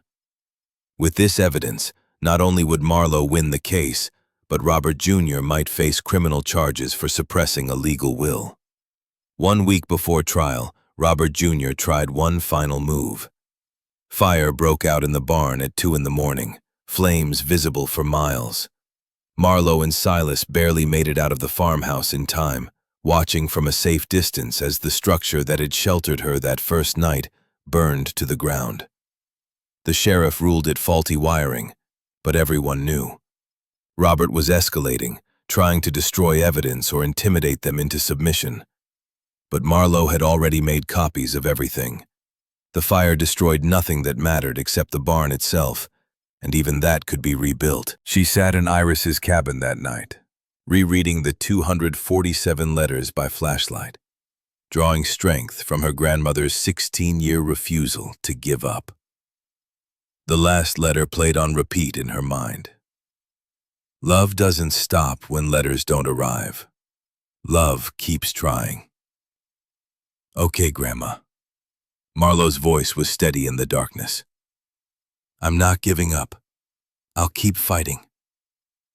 The next morning, Donovan arrived with someone unexpected. FBI agent Patricia Vance, who'd been investigating Robert Hendricks Jr. for years on fraud and extortion charges related to his property acquisitions. The barn fire had finally given them cause to move, but they needed more evidence. They needed Robert to confess on tape. "Wear a wire." Agent Vance's voice was professional, calm. "He'll try to threaten you one more time before trial. When he does, we'll have everything we need." Trial day arrived with spring rain that felt appropriate for the occasion. Marlowe stood outside the courthouse, the wire taped to her ribs feeling like it weighed 100 pounds. Robert appeared right on schedule, pulling her aside with a grip on her elbow that was just slightly too tight. Last chance. His voice was low, meant only for her. 80,000. Final offer. Take it, or I'll make sure you end up back in prison where you belong. Marlowe's heart was pounding, but her voice came out steady. Why do you want this land so badly? Robert's smile was cold. Mining rights. Lithium deposits worth $2 million under that soil. Your grandmother was stupid to overpay for worthless dirt. My Uncle William was senile at the end, cancer eating his brain. His will doesn't mean anything. The wire caught every word. Marlowe kept him talking, asking questions that made him boast about connections and payoffs. He admitted to bribing Judge Morrison, the judge originally assigned to the case, admitted the affidavits were lies purchased from people who owed him money. And then, perhaps sensing he'd said too much, his expression shifted. The barn fire was a warning. Next time, it's the house. With you inside. Don't test me. FBI agents moved in before he'd finished the threat. Robert's face went from confidence to confusion to fear in the span of seconds. They arrested him in the courthouse parking lot, reading rights while rain soaked everyone to the skin. Judge Morrison was picked up an hour later. The county assessor who'd helped falsify records went down by afternoon. Inside the courthouse, a different judge reviewed the evidence. William's will, the deed showing fraud, the letter proving William and Iris's friendship and intentions, the recording of Robert's confession. It took less than an hour to rule in Marlowe's favor. The lawsuit was dismissed with prejudice. Marlowe's purchase of the farm was declared legal and binding. Robert Hendricks Jr. was permanently barred from any claim to the property. Outside, Marlowe stood in the rain and couldn't stop shaking. Silas wrapped an arm around her shoulders, solid and steady, and she let herself lean into him. We did it. His voice was thick with emotion. Grandma, Dad, we fought for what you left us. We didn't give up. The tears came then, relief and exhaustion and the weight of 6 months of fear finally released. She'd walked out of Riverside with $47 and nothing resembling hope. She'd bought a farm for $100 because she had nowhere else to go. She'd found money and returned it and made a choice that could have destroyed her. And somehow, impossibly, she'd survived. Not just survived. Won. The farm was hers. All 47 acres of William's land, plus the 40 acres Iris had bought. 87 acres total. A legacy built by 2 people who'd loved her before they ever knew her name. She thought about the 247 letters, about Iris writing year after year to a granddaughter she couldn't reach. About William hiding a will in a tractor seat so the right person would find it. About the impossible chain of coincidences that had led her to this exact place at this exact time. Maybe it wasn't coincidence at all. Maybe it was 2 people refusing to let bureaucracy and distance and death keep them from giving a lost girl a home. Maybe love really did keep trying, even when it seemed impossible, until finally the trying paid off and the lost got found, and the home that had been waiting finally got claimed. Marlowe lifted her face to the rain and let it wash away the fear. August arrived with heat that turned the fields into something close to what Marlowe had imagined farming might look like back when this was just a desperate gamble and $100 bid. The sweet corn stood taller than her head in some places, stalks thick with ears that felt heavy and real when she tested them. The potatoes had survived the blight that took 40% of the crop, leaving them with diminished yield but enough to harvest and sell.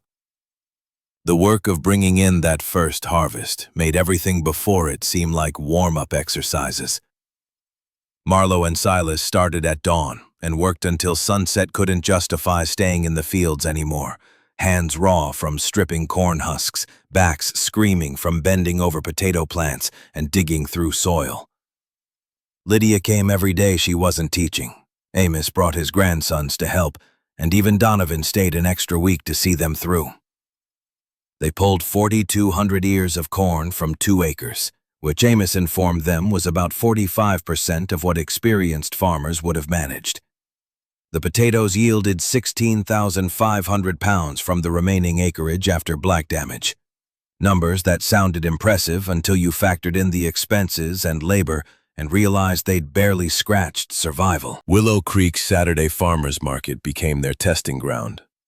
Marlowe set up a card table with a hand-painted sign that read, "Reed Cooper Farm," feeling like a fraud offering produce when she'd only been farming for 4 months. Silas arranged the corn in neat rows, 50 cents per ear or $5 for a dozen, while she tried to look like someone who belonged here. The first hour was brutal. People walked past without making eye contact, or stopped to examine the corn with skeptical expressions before moving on to vendors they recognized. Marlowe watched her first legitimate harvest sit untouched and felt the familiar weight of being unwanted settling back over her shoulders. Then, Margot Hayes appeared, her silver hair catching morning light, and picked up a dozen ears with the kind of deliberate certainty that said this wasn't about the corn. "These are from the Cooper farm. I remember when Williams' corn was the best in the county. Looks like someone's bringing that back." She paid with a 20 and told Marlowe to keep the change. Within an hour, word had spread through the market's strange economy of small-town gossip. The Reed girl who fought Robert Hendricks Jr., the one who returned Williams' money to his kids, the one trying to save the farm everyone thought was dead. By afternoon, they'd sold 2,800 ears and were scrambling to bring more from the truck. Marlowe's face hurt from smiling at strangers, from answering the same questions about how she'd learned to farm, from accepting compliments that felt unearned when Amos had done half the teaching and luck had done the rest. The potatoes moved through different channels. Restaurants in the next town bought 8,000 pounds at 40 cents per pound. Farmers markets took another 6,000 at 60 cents. The Willow Creek General Store purchased the remainder at 35 cents for their produce section. By the time September arrived and the last of the harvest was sold, Marlowe sat down with a calculator and did math that felt simultaneously triumphant and devastating. Total revenue, $8,200. Total expenses, $5,100 for seeds, fertilizer, water, equipment rental, barn reconstruction materials, and miscellaneous costs she'd stopped tracking carefully halfway through. Net profit, $3,100. Split between her and Silas, $1,550 each. She'd made $1,500 in 6 months of work that had nearly killed her multiple times. In Texas, Silas had been making twice that managing a store he hated. The numbers were impossible to celebrate and impossible to call failure at the same time. We made $1,500 each for 6 months of destroying our backs. Silas stared at the calculator like it might change its mind. I made more selling camping equipment to people who'd never see a tent. But you've never been this happy. Marlowe kept her voice neutral, giving him space to admit or deny it. His expression shifted, something like wonder breaking through the exhaustion. No, I haven't. We grew food. People ate what we made with our own hands. Money isn't everything. The phrase landed in Marlowe's chest and stayed there. Money wasn't everything, but it was something, and they'd need more of it if they wanted to expand next season. The farm was surviving, barely, on the edge of viability.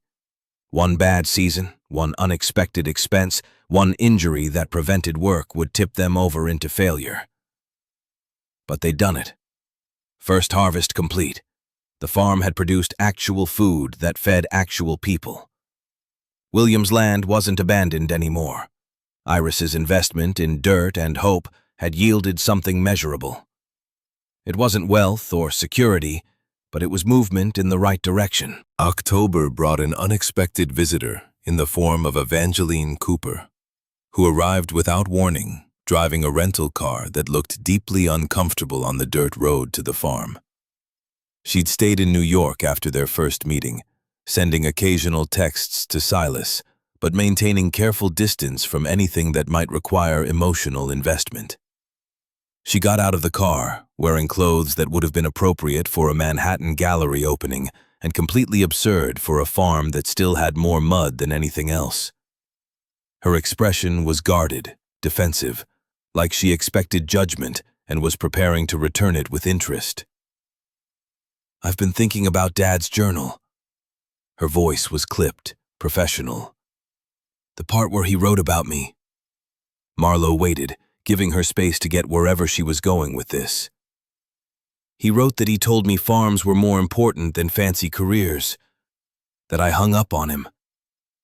Evangeline's composure cracked slightly. "I thought he hated me for leaving, for choosing marketing over staying here and working soil until I died like he did. Carried that for 12 years. But he was proud." Silas had come out of the house, his voice gentle in a way that said he understood this particular flavor of regret. "The journal said so." "I know. Now." Evangeline pulled herself together with visible effort. "But I spent 12 years running from guilt, from this place and everything it represented. Reading his words about wishing he'd told me to follow my dreams. That changed something." She paused, looking around at the farm with an expression Marlowe couldn't quite read. "I work in marketing, social media, branding, content creation. Let me help you build this farm's presence. Consider it for Dad." "They don't have money for marketing." Silas kept his tone neutral. "I'm not asking for payment." Evangeline's voice was firm. "I'm doing this because you gave us our father back, Marlowe." "Because you're trying to honor what he built. Because maybe, if I help you succeed, it balances out some of the years I spent pretending this place didn't exist." Over the following weeks, Evangeline created an Instagram account that transformed the farm from invisible to visible in ways Marlowe found simultaneously exciting and uncomfortable. She posted photos of sunrise over newly plowed fields, close-ups of vegetables with soil still clinging to their roots, quotes from William's journal paired with images of the restored farmhouse. The caption strategy was simple and devastating. Honoring a legacy, building a future, one season at a time. Within a month, they had 1,200 followers. Comments poured in from strangers who'd never set foot in Willow Creek, but felt connected to the story Evangeline was weaving. People drove from 2 hours away to visit the farm, to buy produce directly, to take pictures in front of the barn they'd seen online. It felt surreal watching their struggle become content. Their survival packaged into inspirational narratives for people scrolling through phones. But it also brought customers and revenue and attention that translated into opportunities they wouldn't have had otherwise. December settled over the farm with the kind of cold that made Marlowe grateful for the house repairs Donovan's crew had completed. The farmhouse had insulation now, functional windows, a wood stove that actually heated the rooms instead of just making smoke. Small luxuries that felt enormous after months of sleeping in conditions that barely qualified as shelter. Winter also brought time for projects they'd been too busy to tackle during growing season.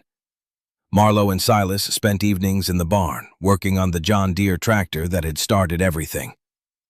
The restoration became almost meditative, each component cleaned and assessed and either repaired or replaced. They learned about engines through trial and error, YouTube videos watched on Lydia's laptop, and advice from Amos that usually started with, "You're doing it wrong," and ended with grudging approval when they figured it out.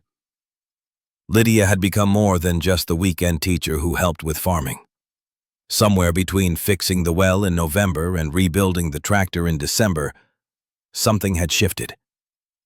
Marlo couldn't pinpoint the exact moment, but suddenly she was aware of the way Lydia laughed at her terrible jokes, the way their hands would brush when passing tools, the comfortable silences that felt more intimate than conversation. It happened one evening in late December while they were working on the tractor's carburetor. Lydia had grease on her cheek, and her hair was falling out of its ponytail, and she looked at Marlo with an expression that made time feel like it had stopped. "You know I'm not just here for the farming, right?" Lydia's voice was quiet, careful. Marlo's hands froze on the wrench she was holding. "What do you mean?" "I mean I come here every weekend because of you. Because somewhere around the second or third time you tried to fix something without asking for help and nearly broke it worse, I realized I wanted to be around to see what you'd try next." Lydia set down the carburetor she'd been cleaning. "And then I just wanted to be around you. Period." The kiss that followed was tentative at first, both of them unsure and covered in engine grease. But it felt more right than anything Marlo had experienced in her entire chaotic life. When they finally broke apart, Lydia was smiling. "So, that happened." Her voice was steady, no regret or uncertainty in it. "That happened." Marlo found herself smiling back. "Is this okay?" "This is more than okay. This is the best decision I've made since deciding to help two complete strangers farm land they knew nothing about." They kept it quiet at first, neither of them needing to announce anything or make it official. But by January, Lydia was spending more nights at the farmhouse than at her apartment in town. By February, they'd stopped pretending it was temporary. And by March, when Silas casually mentioned that he was glad Marlo wasn't alone anymore, they realized everyone had figured it out without anyone needing to say anything. 4 months of work, countless skinned knuckles, and more rust remover than seemed physically possible later, the tractor sat in the barn looking almost new. Green paint restored to something close to its original shade, new tires that actually held air, an engine that had been completely rebuilt with parts sourced from 3 different salvage yards. The day it started for the first time in years, the sound was loud enough to bring Lydia running from the house where she'd been grading papers. The engine roared to life with a cloud of exhaust and a mechanical scream that settled into a rough idle. Silas's face was pure joy, the kind of unfiltered happiness that made him look 10 years younger. Dad would lose his mind seeing this. His voice was rough with emotion. "We brought it back." Marlo climbed into the driver's seat one more time, this time on a machine that actually functioned instead of just existing as a monument to abandonment. She was doing a final check of the compartment where she'd found the metal box when her fingers caught on something she'd missed before. A second envelope, wedged into a gap between metal and fabric lining, stuck so firmly it had survived her initial discovery. The envelope was addressed in William's handwriting. To Marlo Reed, dated June 2009. Her hands went numb. Silas noticed her frozen posture and climbed up beside her, looking over her shoulder as she carefully extracted the envelope and broke the seal that had held for years. The letter inside was written on the same paper as William's journal entries, in the same shaky handwriting that suggested his hands had already been failing him. "Dear Marlo, if you're reading this, then Iris and I are both gone, and you found your way home. Yes, home. This land is meant to be yours. Your grandmother came to me in 2000, heartbroken. She told me about you, her granddaughter, taken by foster care, moved around so much that her letters couldn't reach you.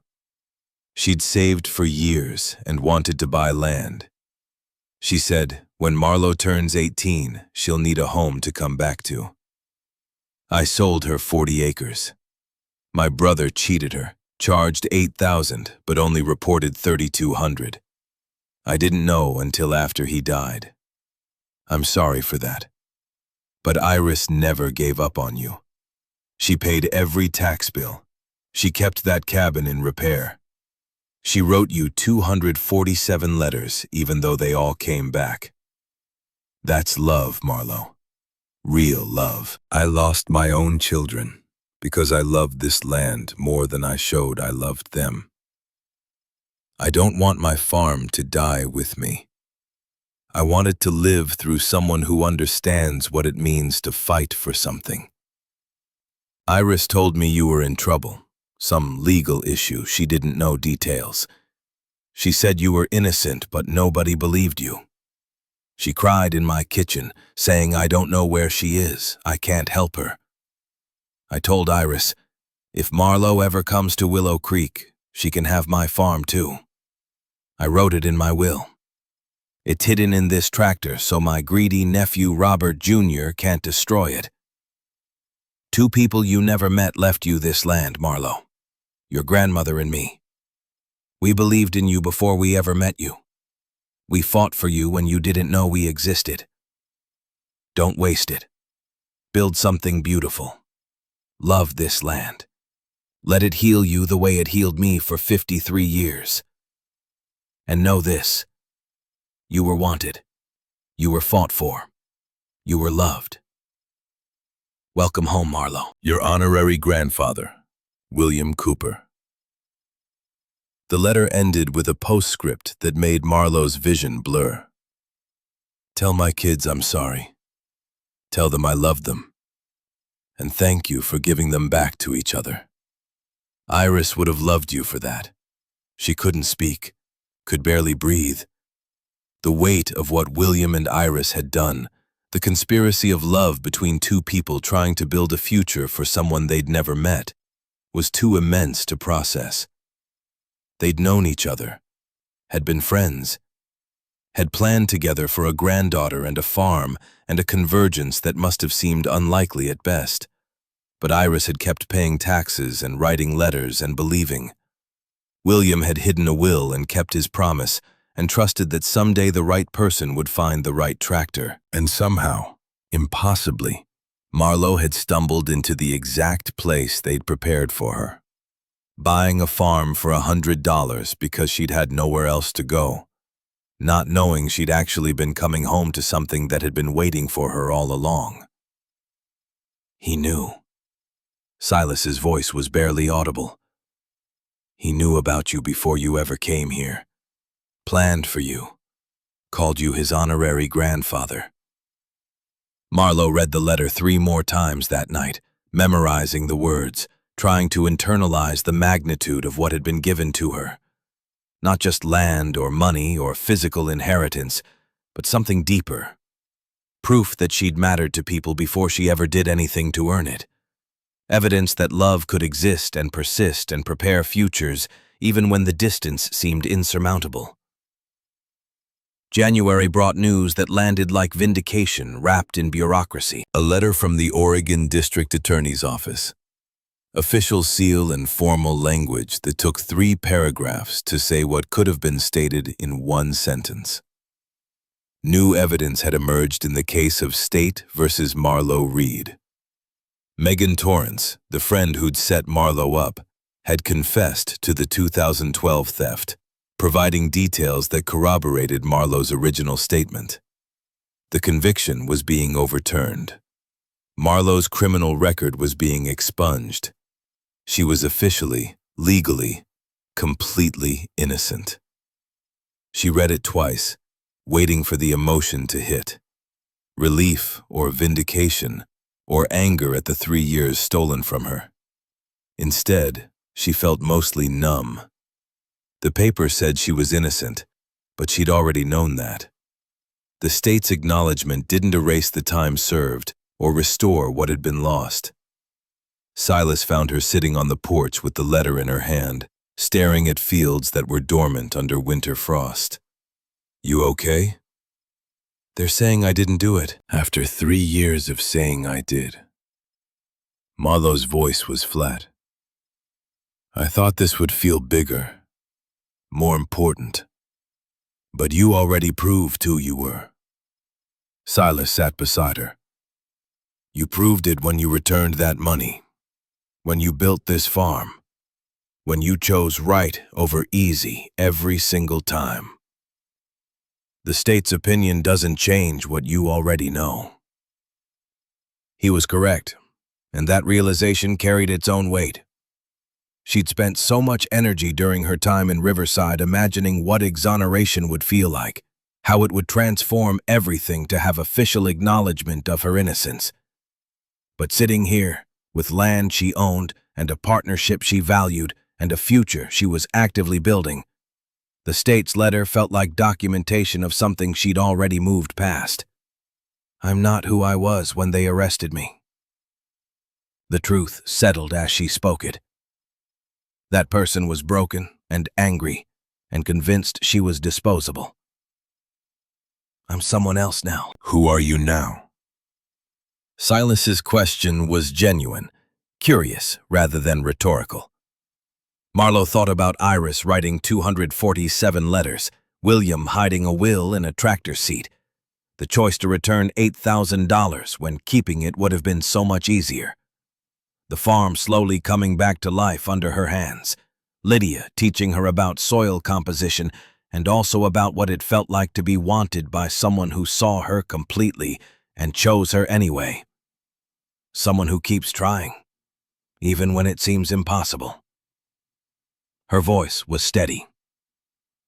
Someone who was fought for.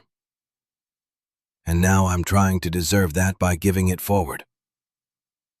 Spring came for the second time since Marlowe had bought the farm, and with it came expansion. 10 acres under cultivation instead of 5, potatoes and corn joined by green beans, tomatoes, and 3 varieties of squash. Seeds purchased with Cordelia's continued investment and the modest profit from year 1, planted with confidence built from surviving the first season. They hired their first employee in April, a 19-year-old named Ryan, whose family farm had been foreclosed on the previous year. He worked with the desperate energy of someone who understood what was at stake, who knew how quickly farming could go from survival to disaster. His sister Amy joined them in May, fresh out of high school and furious at the agricultural corporations that had crushed their parents' operation. The farm began to feel like something real instead of something theoretical. Rows of plants maintained by multiple people. Systems developed through trial and error starting to feel like actual knowledge. The kind of rhythms that suggested this might be sustainable long-term rather than just an extended exercise in postponing failure. Then came 5 years. September 2020 arrived with Marlowe barely recognizing the person she'd been in October 2015. That version of herself had walked out of Riverside with $47 and the bone-deep certainty that she was unwanted by everyone. This version stood on land she owned, running a farm that employed 3 full-time workers, engaged to a woman who made her believe in futures that extended beyond surviving the next season. The anniversary celebration was Cordelia's idea, but everyone contributed. All 4 Cooper siblings and their families descended on the farm, joined by what felt like half of Willow Creek. Amos Morrison brought his whole family. Margot Hayes organized the food. Even FBI agent Vance showed up, now retired but still invested in the case that had helped take down Robert Hendricks Jr. 63 people gathered on land that had been abandoned and left for dead 5 years earlier. The barn, rebuilt after the arson, stood straight and red and functional. The farmhouse had insulation and electricity and windows that closed properly. 30 acres of the property produced crops that fed people across 3 counties. The remaining acreage was in various stages of restoration, each section representing another year of planned expansion. Cordelia called for attention as sunset approached, her voice carrying across the assembled crowd. 5 years ago, a young woman made a choice that brought our family back together. She returned what wasn't hers and proved that integrity still matters. Silas stood beside his sister.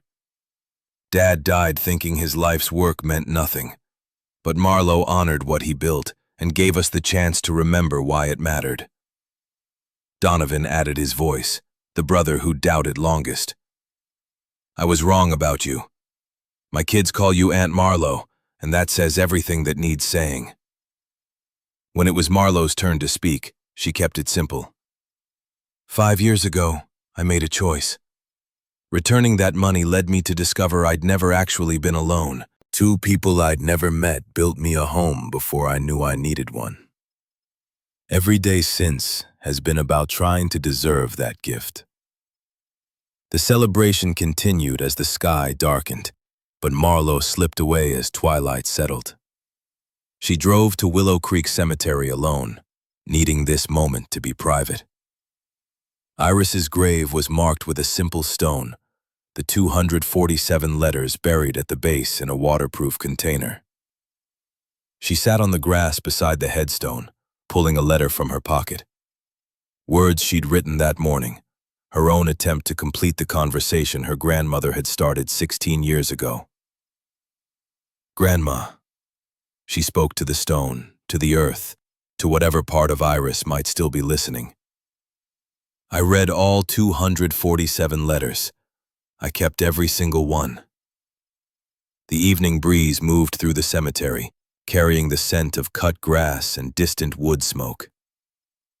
You wrote that you'd never stop trying to reach me, that I wasn't forgotten, that love doesn't stop when letters don't arrive. Marlowe unfolded the letter, her handwriting shaky with emotion.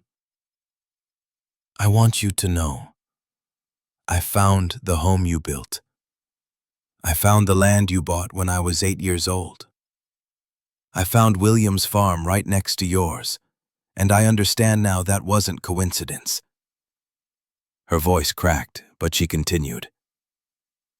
You and William loved me before you knew my name. You fought for me when I didn't know you existed. You built me a future when I had none. She paused, looking at the fields visible beyond the cemetery fence. I made $38,000 this year farming. I know that would make you laugh.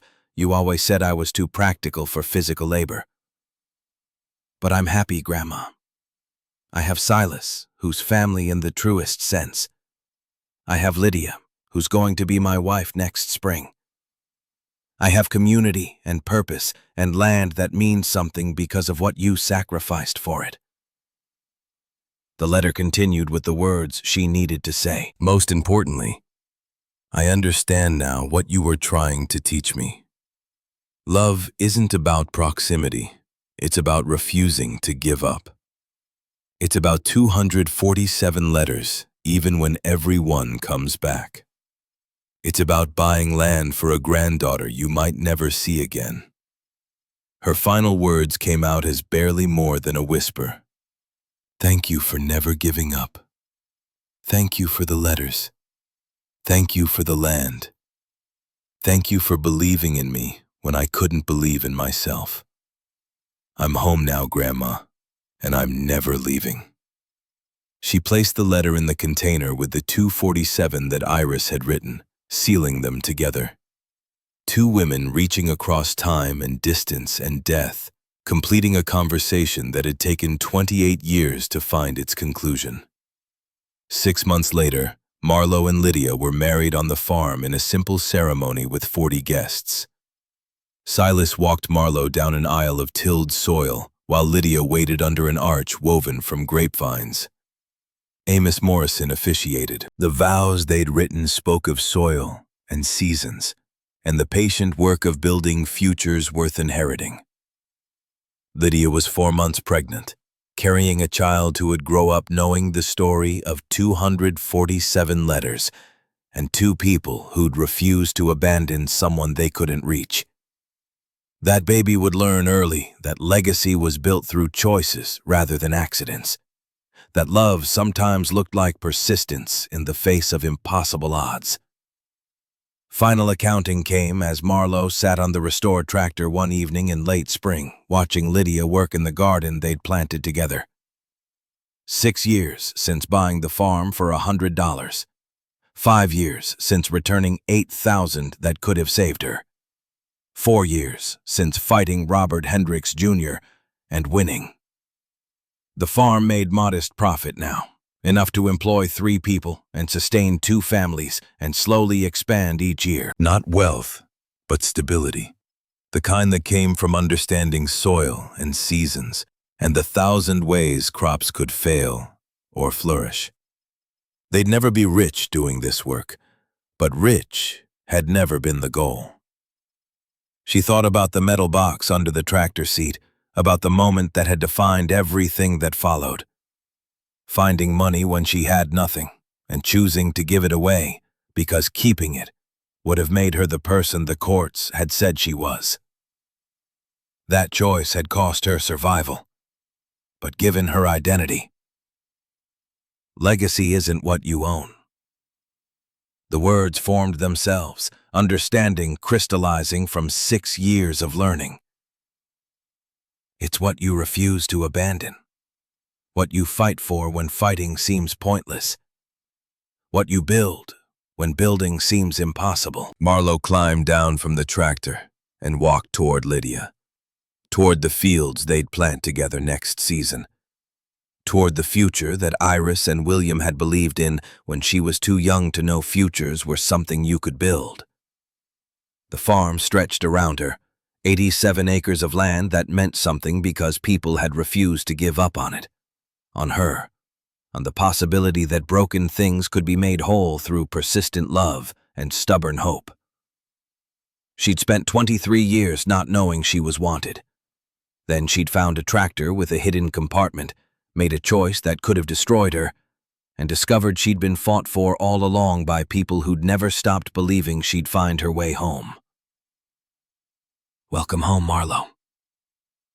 The words were her own now, claiming the truth they'd always contained. You were always meant to be here.